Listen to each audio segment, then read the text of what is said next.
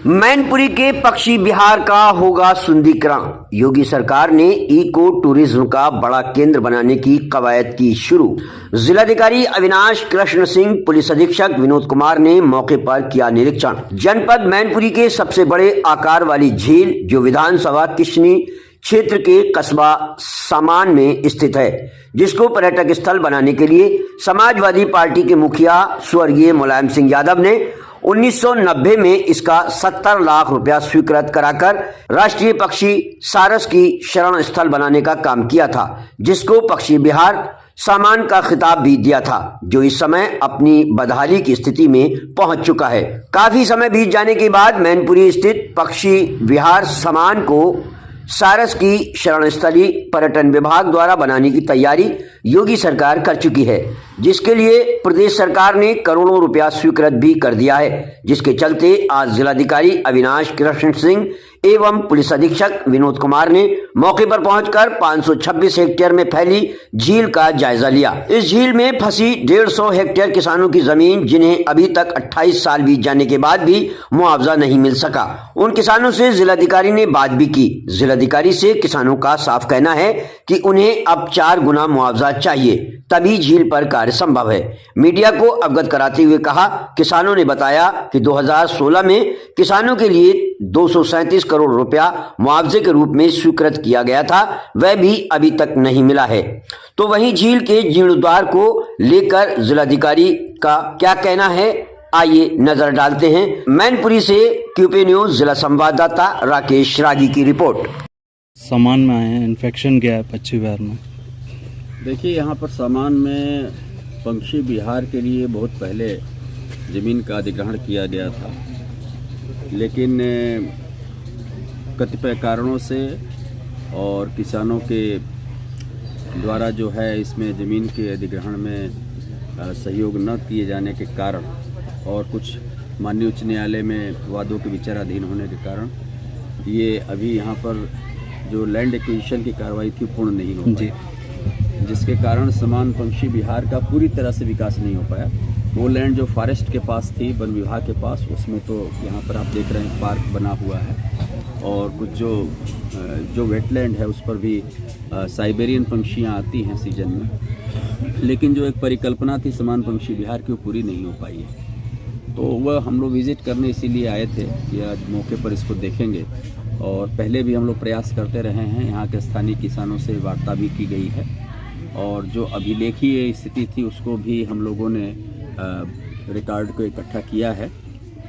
चूँकि land acquisition का जो ऑफिस था वो आगरा में था और वहाँ से भी कई रिकॉर्ड की ज़रूरत थी, तो हम लोग उसमें प्रयास कर रहे हैं कि इसको जल्दी से जल्दी एक सिस्टमेटिक तरीके से लैंड एक्विजिशन की कार्रवाई जो रुकी पड़ी थी उसको आगे बढ़ा सकें।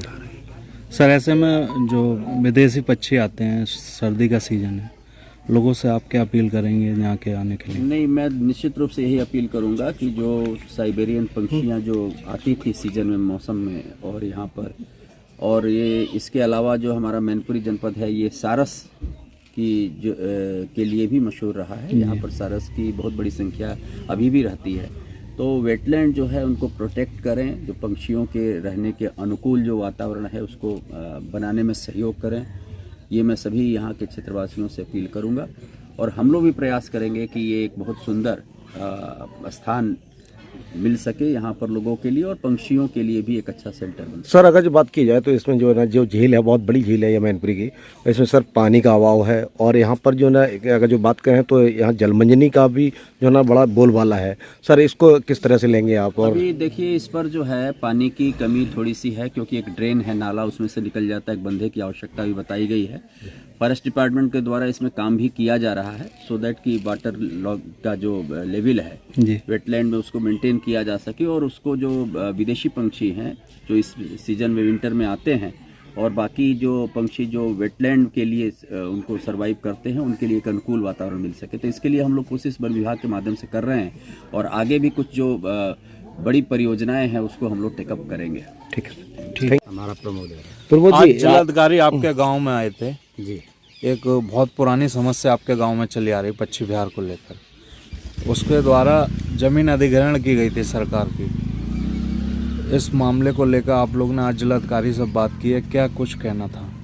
मैंने महोदय जी से कहा कि महोदय 1997 में जब मेरा अपग्रेड हुआ था उस समय मुझे अगर उसी रेट से पैसा दे दिया जाता तो मुझे कोई ऐतराज नहीं था। आज पैसा दिया जा रहा है तो नए एक्ट से देना चाहिए कि पुराने? मैंने कहा नए एक्ट से चाहिए। ये पुराने एक्ट से देना चाह रहे हैं। पुराने एक्ट से जो 62,000 रुपया भर रहा बीघा और नए एक्ट से भर रहा मेरा 11.5 लाख रुपया बीघा। तो हमने कह दिया महोदय जी हम वही अपना नया रेट चल रहा उसी से लेंगे, मैं स्वीकार नहीं होगा ये नया रेट। उन्होंने कहा काम लगाए महोदय, लगाइए काम, कोई दिक्कत नहीं है। बर्ड सेंचुरी का विकास हो मुझे कोई दिक्कत नहीं है। दिक्कत इस बात की है कि पुराना रेट से 60,000 रुपया कौन लेना पसंद करेगा? एक बीघा में 10 पैसे जमीन नहीं आ रही है 60,000 रुपये में। तो हमने कहा महोदय नया रेट के जो भी उन्होंने कहा कि मेरे हाथ में कुछ नहीं है, जो भी मैं लिखूंगा शासन के लिए लिखूंगा, जो भी होगा आगे देखा जाएगा। जितन जी कहाँ के रहने वाले हैं? सामान कटर। अगर हम बात ये जो पक्षी समान की बात करें तो यहाँ इसमें कितनी झील का मतलब क्षेत्रफल है? 523 हेक्टेयर टोटल है। तो इसमें जो ना किसानों की जमीन कितनी पड़ी हुई है? किसानों की लगभग 150 हेक्टेयर जमीन है जी।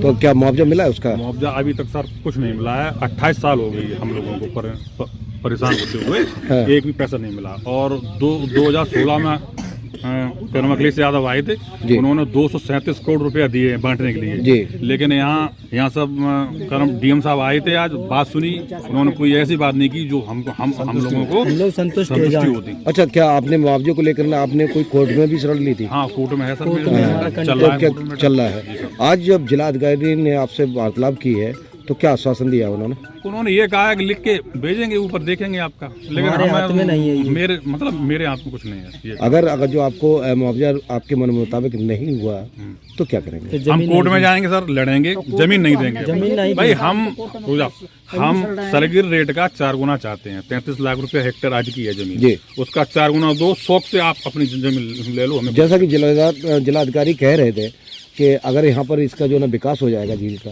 तो आप लोगों को, युवाओं को रोजगार मिलेगा। रोजगार तो तब मिलेगा जब हमारी जमीन का हमको पैसा मिलेगा। हम कोर्ट में जाएंगे, स्टेट मतलब वहाँ से लेके आएंगे, फिर कहाँ क्या होगा काम साहब? यहाँ बताइए। एक बीघा जमीन नहीं बची है।